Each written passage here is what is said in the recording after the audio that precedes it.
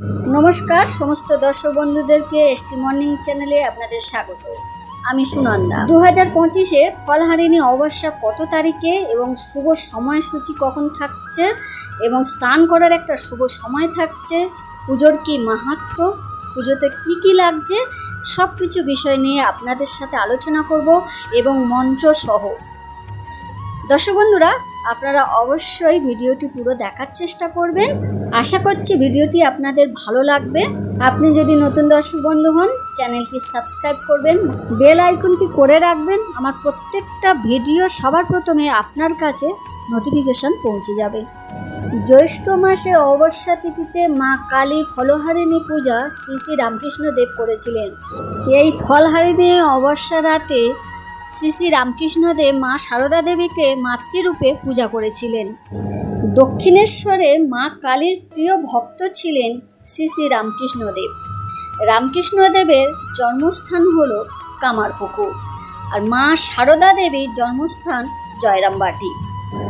আমার অনেক দর্শক বন্ধুরা হয়তো অনেকেই এই কথা জেনে থাকবেন। রামকৃষ্ণদেবের 16 কলা পূরণ হয়েছিল বলে 16টি কলা নিয়ে মা কালীকে এই ফলহারিণী অমাবস্যা রাতে নিবেদন করেছিলেন। দর্শক বন্ধুরা, আজকের দিনে দাঁড়িয়ে 16 কলা আর কারোর পূরণ হবে না, তবে প্রত্যেকটি মানুষের একটা মনের কামনা বাসনা থাকে। রামকৃষ্ণদেব মা কালীকে এতটা ভক্তি শ্রদ্ধা ও নিষ্ঠাসহ পূজা করেছিলেন যে মা কালী তার ডাকে সাড়া দিয়েছিল। আজকের দিনে আমাদের কারো ডাকে মা সাড়া দেয় না, তার কারণ আমরা সেইভাবে মাকে ডাকতে পারি না। রামকৃষ্ণদেব মাকে এতটাই ভালোবেসেছিলেন যে মার কাছে প্রিয় সন্তান উনি। আমরা আর মাকে এতটা ভালোভাবে ভালোবাসতে পারি না বলে মায়ের প্রিয় সন্তান হয়ে উঠতে পারিনি। মায়ের কাছে প্রত্যেকটি সন্তানই সমান, তাই মা আজও আমাদের প্রত্যেকের কোনো না কোনো সমস্যার কিন্তু সমাধান করে দেন। আমাদের সমস্ত বিপদ আপদ মাই রক্ষা করেন। প্রত্যেক দর্শক বন্ধুদের উদ্দেশ্যে জানাই, এই ফলহারিণী অমাবস্যার দিনে দাম দর না করে 16টি কলা নিয়ে অবশ্যই মা কালীকে নিবেদন করবেন।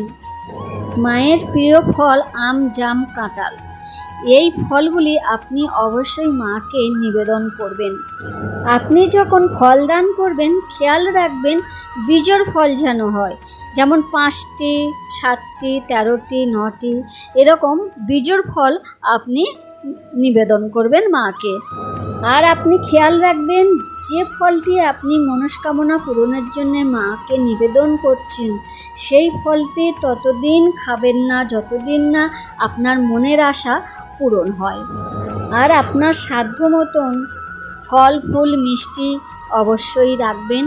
108টি জবা ফুলের মালা মাকে দেওয়ার চেষ্টা করবেন। আর তা যদি সম্ভব না হয়, একটি লাল জবা ফুল অবশ্যই মাকে অর্পণ করবেন। এবার আসুন জেনে নিই 2025-এ ফলহারিণী অমাবস্যা কত তারিখে এবং অমাবস্যা কটার সময় লাগছে।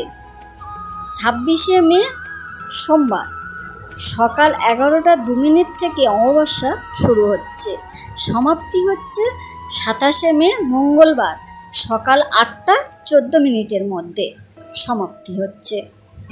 26 তারিখ সোমবার দিন ফলহারিণী অমাবস্যা কালী পুজো একটা শুভ সময় থাকছে।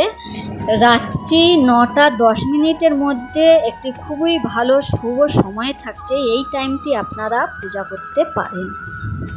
এই ফলহারিণী অমাবস্যার দিনে অনেকেই গঙ্গায় স্নান করতে যায় এবং সেই স্নান করার একটা শুভ সময় থাকছে। পঞ্জিকা অনুসারে যখন সূর্যোদয় হবে তখন থেকে সকাল 9টা 59 মিনিট পর্যন্ত এই স্নান করার সময় থাকছে। মানে 10টা, মনে করেন 10টা পর্যন্ত আপনারা একটা ভালো সময় পাচ্ছেন। 9টা থেকে 10টার মধ্যে একটা ভালো স্নান করার সময় পাচ্ছেন। মা কালীর একটি প্রতিষ্ঠিত মন্দিরে গিয়ে সর্ষের তেলে একটি প্রদীপ জ্বালাবেন। প্রদীপটি একটু বড় দেখে নেবেন যাতে অমাবস্যার মধ্যে লিবে যেন না যায়। অমাবস্যার চলাকালীন প্রদীপটি যাতে জ্বলে থাকে। তা যদি সম্ভব না হয় আপনি ঘরেও এই প্রদীপটি জ্বালাতে পারেন। শুধু খেয়াল রাখবেন বেশি করে তেল দিয়ে প্রদীপটি জ্বালিয়ে রাখবেন, অমাবস্যার চলাকালীন যেন প্রদীপটি ভালোভাবে জ্বলতে থাকে। কালী কালী মহাকালী কালীকে পাপ হারিণী ধর্মত্ব মোক্ষতা দেবী নারায়ণী নমস্তুতে। এই মন্ত্রটি অবশ্যই 108 বার মায়ের সামনে প্রার্থনা করবেন। স্ক্রিনের উপরে আরও 3টি মন্ত্র আমি দিয়ে দিলাম, আপনারা এই কালী পুজোর রাত্রে মায়ের জপ করতে পারেন। আপনাদের সমস্ত মনের আশা পূরণ হবে, অশুভ শক্তি দূর হবে, মনে শান্তি পাবেন এবং মায়ের আশীর্বাদে আপনাদের মনের আশা অবশ্যই পূরণ হবে।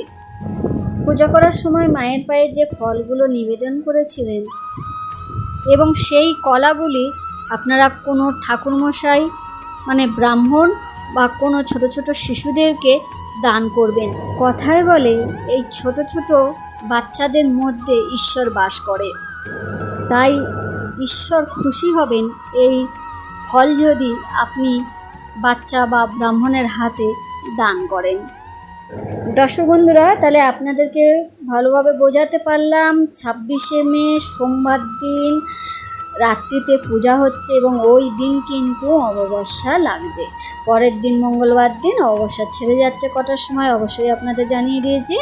স্ক্রিনের উপরে কিছু মন্ত্র দেওয়া আছে, আপনারা এগুলো দেখে দেখে মায়ের কাছে প্রার্থনা করতে পারেন আপনাদের সংসারের মঙ্গল কামনার জন্য। আজকের মতন এখানেই শেষ করলাম। অনুরোধ, ভিডিওটি ভালো লাগলে লাইক করতে ভুলবেন না আর বন্ধুবান্ধবের কাছে অনেক অনেক শেয়ার করবেন। আপনার যদি কিছু জানার থাকে কমেন্ট বক্সে লিখে পাঠাতে ভুলবেন না। আপনার প্রশ্নের উত্তর দেওয়ার চেষ্টা করব নাম সহ পরের ভিডিও। অপেক্ষা করবেন। ভালো থাকবেন, সুস্থ থাকবেন। পুরো ভিডিওটা দেখার জন্যে আপনাদের অসংখ্য ধন্যবাদ।